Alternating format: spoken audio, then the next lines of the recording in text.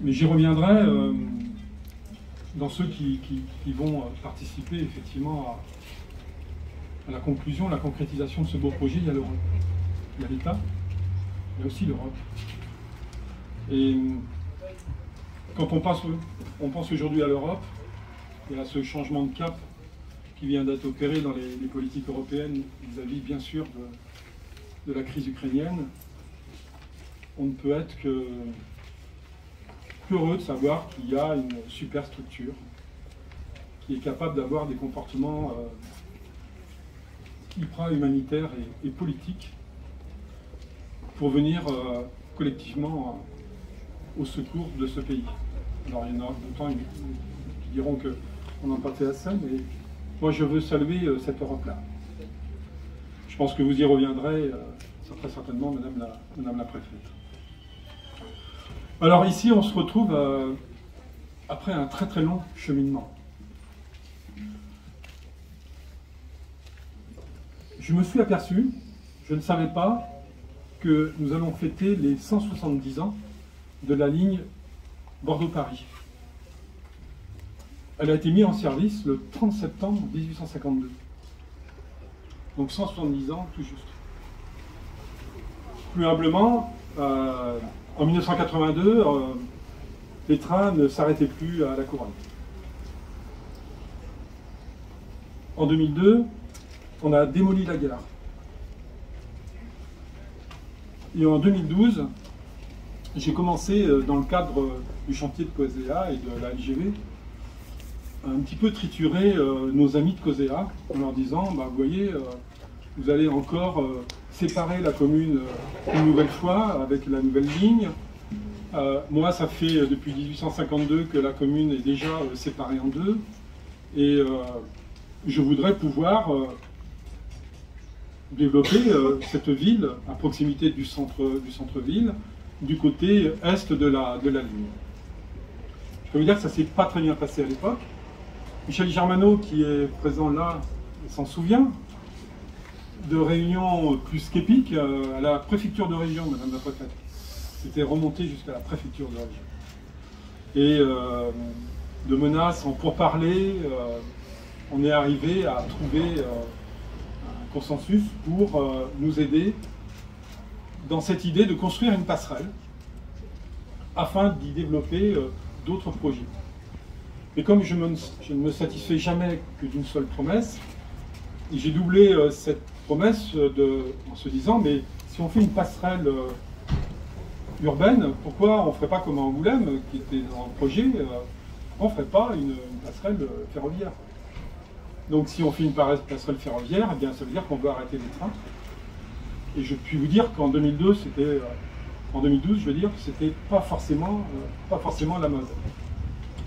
Donc c'est parti, et maintenant on est en 2022, et nous posons cette première pierre. Et réellement, c'est un immense bonheur et une immense fierté pour moi.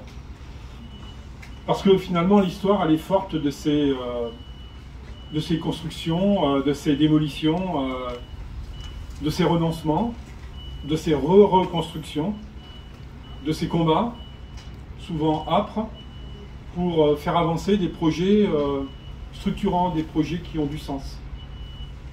Et pourquoi ce projet, j'ai toujours estimé qu'il avait du sens? Parce qu'il se traduit aussi par d'autres réalisations de l'autre côté de la voie, qui seront directement accessibles avec la future passerelle, à partir de ce PEM. Et on va y loger des infirmières, on va y loger des compagnons du devoir, et puis dans le bâtiment le plus à droite, on va y loger des internes en médecine. Des internes en médecine qui viendront effectivement dormir ici, qui seront proches de leur lieu de travail et qui logeront dans de très très bonnes conditions. Et je ne vais pas vous faire le rappel de la problématique de la désertification médicale, pour vous dire que mieux on accueillera auprès de la maison de santé de la Couronne, mais aussi auprès de toutes les maisons de santé et de tous les lieux de formation de ces internes, mieux on les accueillera, plus on en retiendra sur notre territoire. Donc voilà, on part d'un PEM, d'une passerelle, et on arrive effectivement à cette idée d'être utile pour l'intégrité d'un territoire. Un PEM, c'est aussi permettre à des gens de venir ici, de choisir des trains régionaux, oui, des trains régionaux ou des cars régionaux, de prendre le BHNS ou des bus, des lignes régulières, de prendre des véhicules électriques. C'est donner le choix des mobilités vis-à-vis de la ville-centre d'abord. Je pense que le maire d'Angoulême et président d'Aglo l'a bien compris. C'est qu'un PEM, même extérieur, ne concurrence pas le PEM de la centralité. Ça serait idiot de croire ça. Mais le complète et peut-être allège quelque part, avec les trains qui vont s'y arrêter, allège le fardeau de la circulation dans la ville-centre, aussi bien des bus que, bien sûr, des véhicules. Moi, je voudrais prodiguer quelques remerciements, bien sûr. Alors, je vais commencer par COSEA, vous allez me dire pourquoi, parce que je voulais expliquer. Réellement, ça a été épique avec les gens de COSEA. Mais j'en garde un souvenir relativement ému parce que finalement, ils nous ont aidés à mener ce projet. Ce sont les premiers qui y ont cru. Je pense aussi à la région Poitou-Charentes à l'époque, qui a ouvert un appel à projet pour savoir quelle gare de périphérie pourrait être réouverte ou constituer effectivement des gares, des pôles d'échange multimodaux sur la Charente et sur tout le territoire de Poitou-Charentes. Donc on était en concurrence gentille avec Saint-Michel, avec Nersac, avec Moutier, qui avaient eux aussi des gares.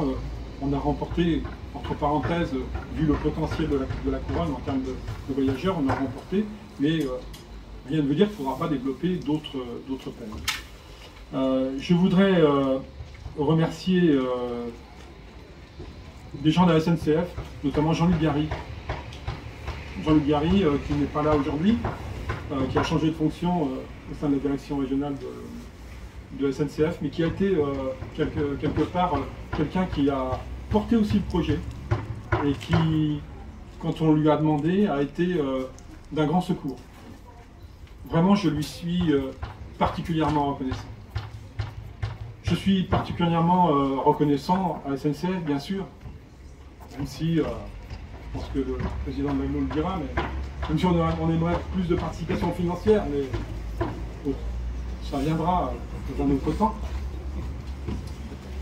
Je voudrais remercier l'État, bien sûr. Merci pour ces courriers d'encouragement et puis de déblocage de fonds dans le cadre de la DETR.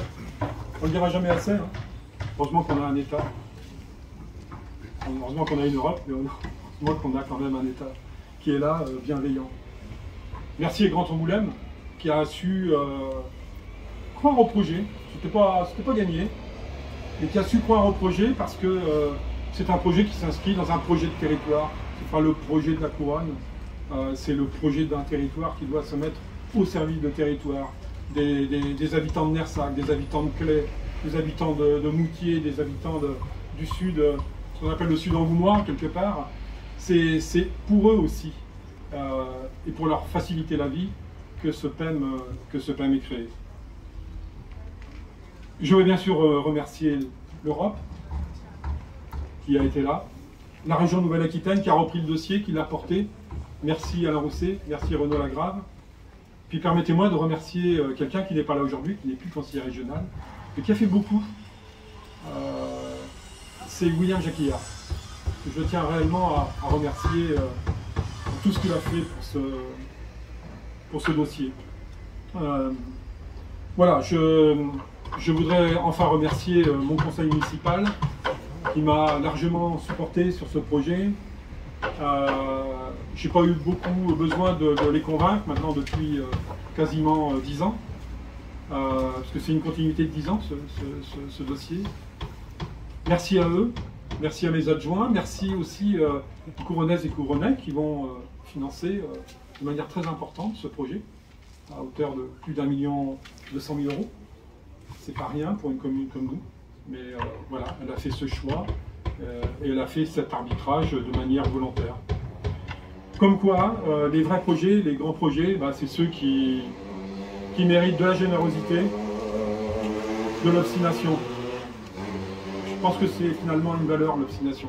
Ça peut être un défaut, mais c'est aussi une valeur. La constance, et puis la résilience. Merci à vous tous et à vous tous.